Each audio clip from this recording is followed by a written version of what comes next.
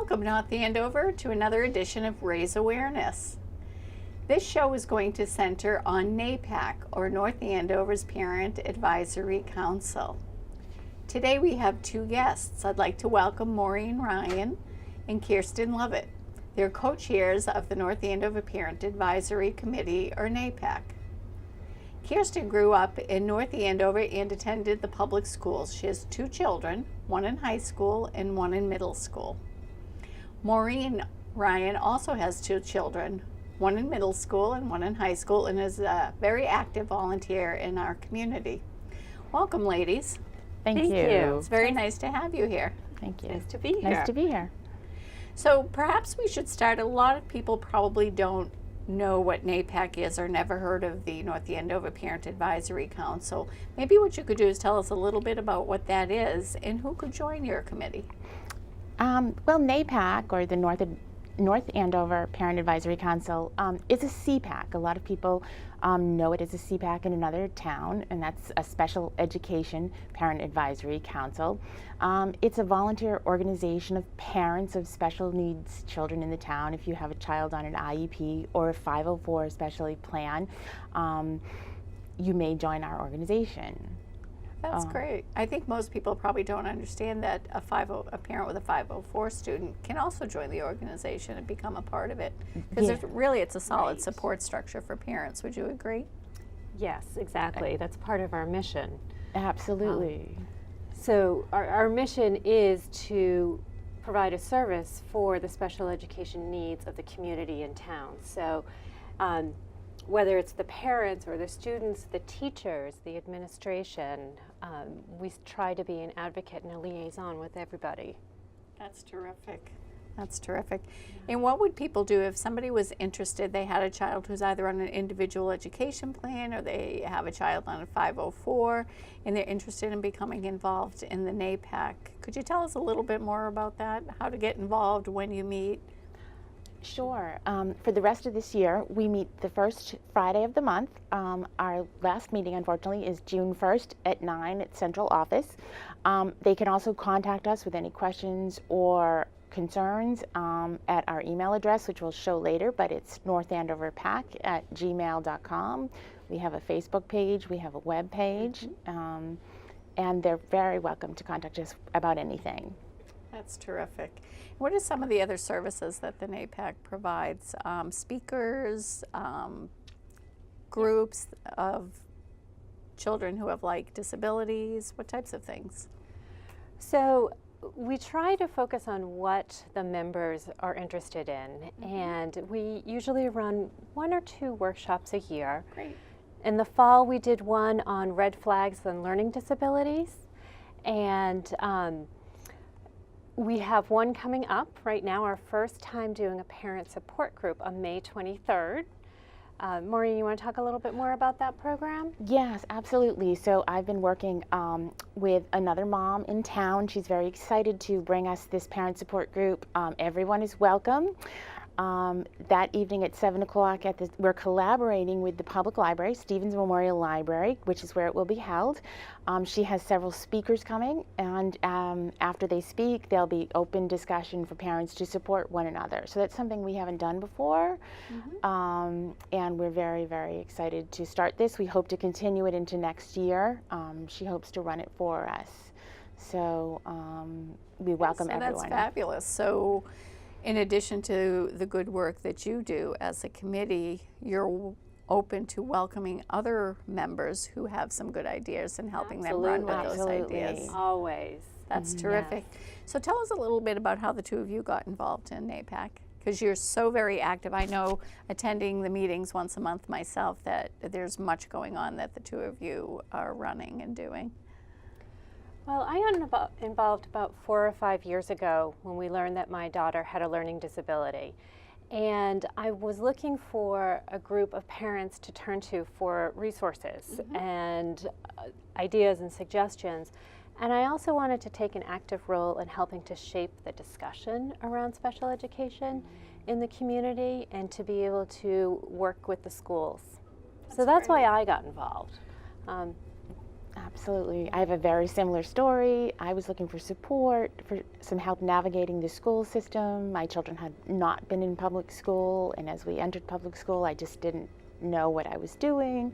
So I reached out to NAPAC, joined as a member first, and then became the co-chair for a little bit before you, maybe 5 years ago, and have been with NAPAC ever since. That's great. It's nice to know you're not alone when you're struggling to learn about these new educational disabilities that your children have.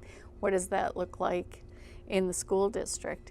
Can you tell us a little bit about the current board, the need for new members, if you're looking for new leaders? What is the structure right now? Sure. We're always looking for new members. Great. So we have many different roles that people can play, and we really try and work with people given their schedules. So, even working parents, there's lots that can be done behind the scenes or in different roles. So we have, Maureen and I are co-chairs. We have a treasurer. We have somebody who updates our Facebook page and helps with communicating monthly emails out to the members. We also have liaisons with all of the schools, so that's all of the elementary schools, the middle school, and the high school. And what those liaisons do is they attend our meetings, they understand what's going on, and then they go back to the PTOs and the different schools to let those communities know what's happening with NAPAC, and try to just really serve as a bridge. Between us and the schools, we have positions that might take an hour or two a month, right up to what Kirsten and I do, which takes a lot more time. So Absolutely. some of the work can be done even remotely. Maybe if somebody doesn't have a lot of time or can't get out a lot, we definitely have a position for that as well. And people should contact us again if they're interested. We'd be happy to talk to them, mentor them, support them. Right. Right, that's great. So there's many ways they can attend our last meeting. They can go to the Facebook page. They can go to the website, North Andover Public Schools website. So there's many ways of finding you. I know that right now you have been doing a big project for the last couple of years called Understanding Our Differences. And that's been just such a wonderful, wonderful opportunity for our elementary school students to really start learning and appreciating what it means to have a disability or educational disability. So maybe we can talk a little bit about what that looks like. Yes, definitely. Well, Maureen started the research on the program about 3-4 years ago now. I did. So why don't you tell us a little bit? Well, I first started researching Understanding Our Differences about 3 years ago when Dr. Price first came to town. And we met her at a barbecue that NAPAC held. And that night she said to the former co-chair, Holly Lynch, and I, you need to look into this program. And so we did. And it was a program that started, Understanding Our Differences started about 20 years ago in Newton and has since spread nationwide. We had never heard of it. And I went down to Newton and met with the founders of the program and discussed it and came back and told NAPAC about it. And What a great opportunity to have the founders so local. yes, Right. absolutely, absolutely. Their office is headquartered there. They're a big nonprofit now. They were kind enough to take the time to meet with me several times, and NAPAC decided to launch ahead with support from central office from Dr. Price. And we ran 2 programs that year at the Franklin School with the 5th graders. And it was very well received. And so this is I don't think we've talked about what is Understanding Our Right. Differences. So, Yeah, I think if we could get into a little more detail about Yes. exactly Yeah. what that is and what that means and what students are experiencing. right. So here on this slide right here, we show the programs that we do in the 3rd, 4th, and 5th grade elementary schools here in town. So Understanding Our Differences is a program to help foster empathy, understanding, and respect of people with physical, learning, and intellectual disabilities. And it's right in line with the town's RAISE values that we have already had in place for many, many years. So this helps to support it. It also supports our strategic plan for the school district of all students and valuing the needs of all students within our own schools. Right. Yeah. Yeah. Absolutely. So in third grade, we run 2 programs, one on deafness and hard of hearing, and then chronic medical conditions such as allergies or diabetes. In 4th grade, we do intellectual disabilities and physical disabilities. And then 5th grade, we focus on autism and learning disabilities. Maureen, you want to tell them a little bit about how each individual program works? Absolutely. All of the programs are run pretty much the same way. They last about 2 hours, and it's run completely by volunteers at this point. And we go into the schools with volunteers who are trained online, usually ahead of time, and we start usually with an introductory video, and then the volunteers work in small groups with the children, and they do 2, maybe 3 activities with the children, and then we regroup into a large group, and we have a speaker, and that's really the cornerstone, the favorite part of the entire unit, that we have someone, and the speaker usually has the disability that we're teaching about. So we've had, say, a speaker who is deaf come in and do sign language, or a speaker with autism come and talk about his Asperger's syndrome. So we've certainly had some wonderful, wonderful speakers come in and talk about their disability to the children. And if I recall, I believe that you've been able to engage some of our high school students who have some of these disabilities to come and speak to our younger students right here within our own community. Yes, we have. We've had maybe 15 of them this year speak on a panel for several of the different programs. Yes, many different. We've had the autism program, learning disabilities, physical disabilities, intellectual disabilities, and chronic medical. They were all high school or middle school students here in town who came and spoke with the elementary school kids. And it's really so powerful for those speakers to come in and talk to younger students about their disability, and the younger students really look up to them, and Absolutely. they ask some great questions. They're so insightful. We sometimes we wondered in the beginning if the speakers would be up to handling the questions from the younger children, and the children are just phenomenal. The questions that they ask have so much insight and so much empathy that they're more than capable of handling their questions. You know what? We have a video from our autism program that we did, and it just, so in the autism program, the activities that the kids do that day are they play charades, Emotion charades. Emotion charades, right, where they try to express emotions, without words, and it can be very challenging, and it's just a way to kind of understand how somebody with autism might have difficulty expressing what they're feeling.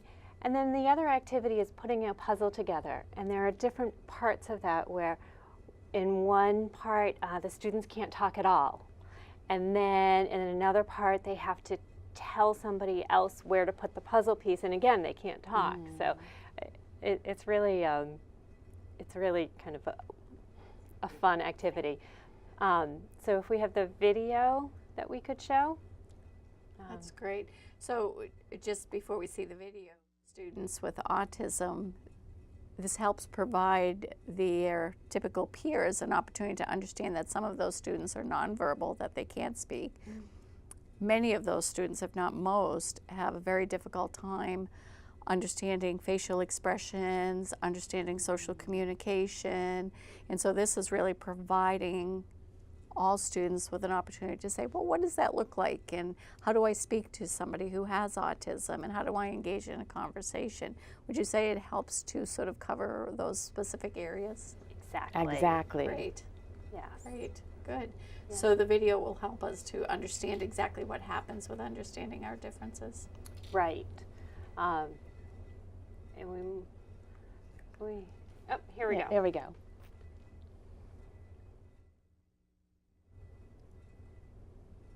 We're all different colors, we wear different clothes, we speak differently from different zip codes. We're short, we're tall, we're fat, we're thin, we're square pegs in round holes, just trying to fit in.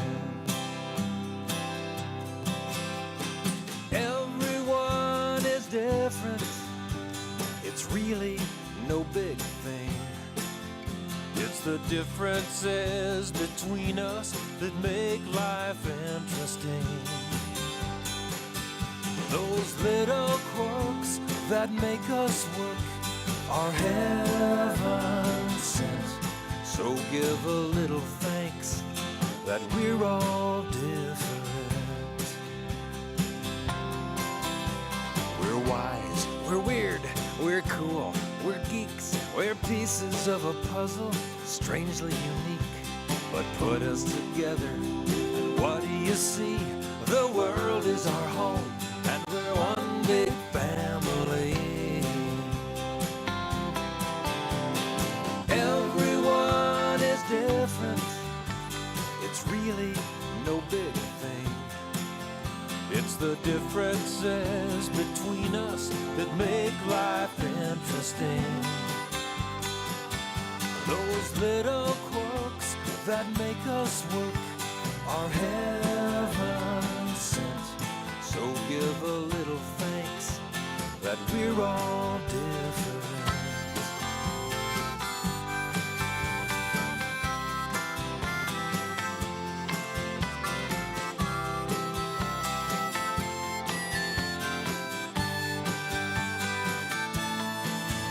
Yeah, everyone is different. It's really no big thing. It's the differences between us that make life interesting. Those little quirks that make us work are heaven sent. So give a little thanks that we're all different. Yeah, yeah. Give a little thanks 'cause we're all different.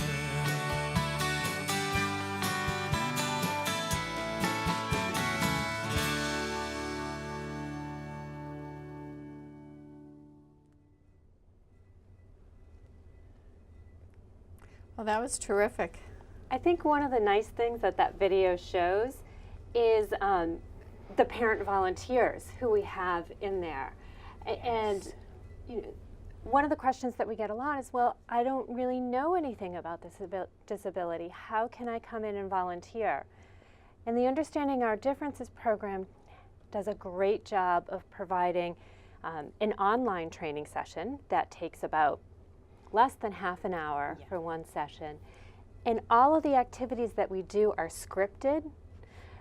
So the volunteers have all the information that they need right there. And so there really is no special training that is required to come out and volunteer. In fact, you don't have to have a child in the class that you're volunteering for. We have many parents who have high school and middle school kids, and they come and volunteer in the elementary schools too. You do need a CORI form, so that is kind of the one requirement that you do need to volunteer. So really, we can look at anybody coming in to volunteer that's CORI'd and really interested in working with our students and helping our students gain an understanding of Absolutely. other people. And we can run a CORI. So if someone didn't have a CORI, that should not stop them. We can run that in a couple of days. So we without could a look problem. towards our senior center members to see if they would be interested in coming to provide some assistance. So as I'm watching this video and I see a lot of engagement with some of your volunteers with the children, if I don't want to do that particular piece of it, but I'm interested in helping, are there other ways that maybe I can volunteer my time? Absolutely. There are things just from making sure that the kits and the materials are all together and in place. You know, we can always use some help with, we have a couple of the presentations that we show in the programs that we could use a little help updating. There are lots of ways Right. that people can volunteer. Administrative work, tech help. There's a lot that we could use help with. Oh, that's great. You know, and the other thing is too, we're always looking for speakers to come into the programs. So we do try and use the high school and middle school students when we can. But sometimes we find difficulty finding speakers, particularly for the deafness program, the autism program. We have a little bit of Intellectual, yeah. yeah. So it we're really doesn't always have to be looking for high school speakers. students. Oh, no. We could No. find adults in our community who maybe have these challenges. Absolutely. And they could come in and speak to the kids and tell them how they've overcome or strategized and how they work with, you know, their disability. Right. We were very pleased to have, from the school committee, Helen Picard came in to speak about hard of hearing. Right. So certainly people in the community would be welcome as speakers. We would love to have them as well. So maybe you could tell us a little bit about how many programs you run during the course of the year, how many students are served, because I think you have a very large need for volunteers. It isn't just one day during the course of the year, is that correct? Well, Well, it can be. If you just can volunteer for one program, We'll take that's, you. that's That's fine. right. But, you know, we do run. Yeah, 30 programs. We started at 2 the first year and jumped to, we try to run 30 programs across all 5 elementary schools every year. We get snowed out sometimes, but we aim for 30. We've had, over the past couple of years, 300 volunteers. And Or we have a need for 300 volunteers per year to run 30 programs. but Right. we do have a lot of repeat volunteers We too, do. which we're thrilled to have. And we think we've We want to impacted grow our capacity of volunteers for Yes. sure. Absolutely. that base. Yes. Always need volunteers. And Great. we think we've impacted close to 800 children, 780, 800 children. During the so school year. The yeah. school- that's amazing. It Just really opening their is. eyes to broaden their horizons of understanding. That's wonderful work. Right. So over the 3 years that we've done the program, you know, it's been over 1,000 students have attended one program on understanding our differences, and it really is amazing. You know, I remember one program I did with the 4th grade, and one of the boys said to me at the end, he's like, you know, I never knew what to do when I saw somebody who had Down syndrome. I just didn't know how to interact. He's like, now I know, I just go up and say hi, and it's no big deal. And you know, a 5th grader, we were doing an activity for learning disabilities where you had to look in a mirror and write your name. And it takes a lot of concentration to be able to do that. And he said to me, he said, does it really take some people that long to be able to do it? And I said, well, you know, as you keep doing this, you learn strategies and you're able to compensate and do it faster. But yes, some people really spend that much time concentrating to learn what you're learning in the classroom as well. And you know, it's just great to see that they pick up on these things. Absolutely. And Maureen, have you had similar experiences? I have, and I've been very fortunate to receive through NAPAC a series of letters and thank you notes from some of the children. I was hoping maybe to share a couple with you today, just some Sure. highlights. That'd be great. This one came from a 5th grader a couple of years ago at Atkinson School, and she had just done the autism program. And she said, it made me think about treating everyone with Asperger's syndrome extra thoughtful because they can't process some idioms or jokes. It made me also think about my brother, Freddie, who has Asperger's syndrome. So a lot of children tell us oftentimes in the presentation that they know someone or have a family member with the disability, and it's oftentimes the first time that they've spoken about it and come out to tell someone, and this letter certainly exemplifies that. Oh, that was really powerful. So now she has a better understanding of how to interact and communicate with her own sibling who she's been living with. Right. That's wonderful. And we had this is to show how it impacts so many. This was one of our high school students who had come to speak for us to the younger children. and she wrote her college application essay about the experience. And she got into, we heard, all of her colleges that she applied to, maybe except one, and she's attending now Merrimack College. And so she wrote, as the superintendent introduced me to a crowd of over 100 eager fifth graders, I was extremely nervous. When I was in fifth grade myself, never did I believe that as a junior in high school, I would be one of the invited guests to give them advice and share my wisdom. I thought my nerves would hold me back when speaking in front of all these kids, but this opportunity did just the opposite. It gave me the chance to come out and speak about my learning disability. It forced me to come out of my comfort zone, and it was empowering. After my experience speaking to the fifth graders in my community, I am as confident as ever that I am absolutely ready for college and the new experiences that will arise during my journey. That's wonderful. Very powerful. So she stepped away from an area where she might have felt some level of perhaps shame for having a learning disability, or tried to keep it to herself, where now not only is she speaking publicly about it, but she's putting it in her essay to colleges. She's open, this is who I am and it's okay. You know, I've learned Powerful. how I can strategize for it. It's very powerful. That's Yeah. wonderful. So, go ahead, I'm sorry. I had a third grader from wonderful. Thompson who just wrote, thank you, this is just cute. Thank you for helping us to understand our differences. Now I want to help people with disabilities. I love how you didn't stay home and watch TV all day, but you helped us understand. Thank you for your time. Yeah, we was do very appreciate that, Maureen. Don't stay home and watch TV. It's very cute. That's wonderful.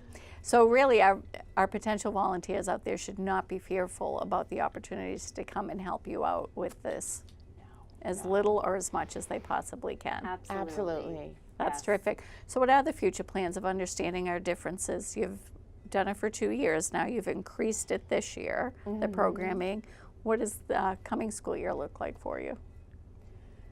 So we plan to continue at the level we were at this year. So for every 3rd, 4th, and 5th grade, we'll run 2 programs during the school year.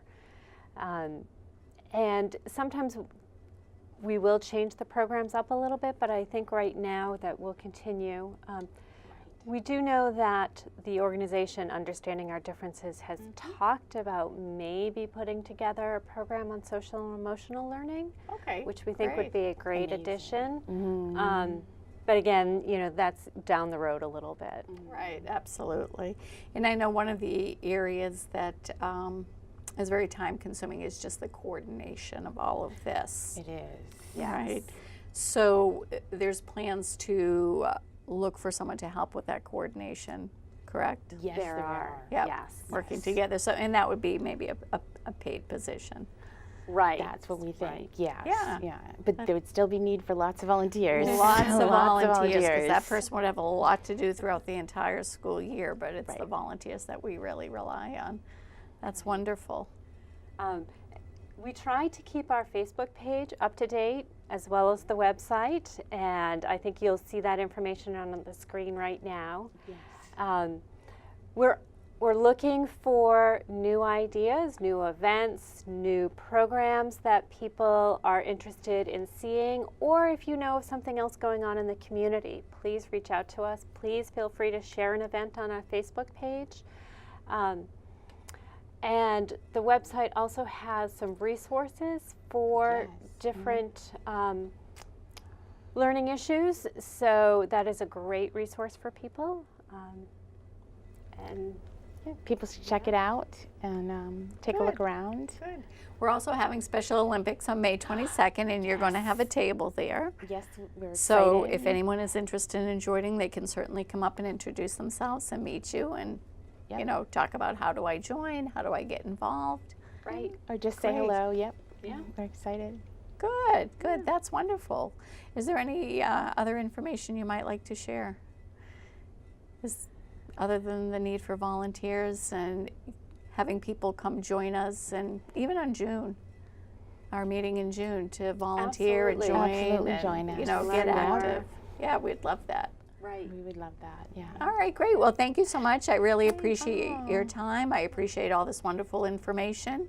And we look forward to understanding our differences again in the coming school year. Okay. So thank you, North Andover. And I'd like to thank the NAPAC co-chairs, Kirsten Lovett and Maureen Ryan.